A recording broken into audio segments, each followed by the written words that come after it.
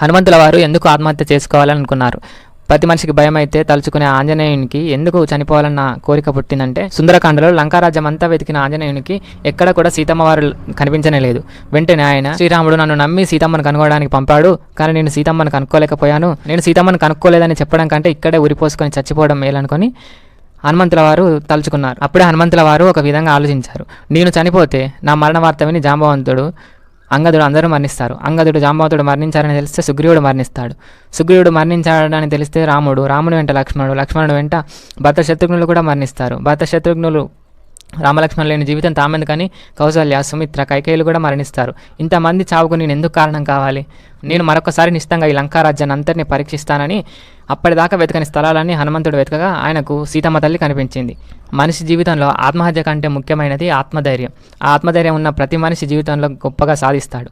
తాను అనుకున్న విషయాన్ని సాధించలేకపోయానని ఆత్మహత్య చేసుకోవడం కంటే ఆ విషయాన్ని మరొక కొత్త కోణంలో ఏ విధంగా సాధించాలని ఆలోచించి దాన్ని సాధించడం హనుమంతుడు సుందరకాండలో మనకు తెలియజేస్తాడు.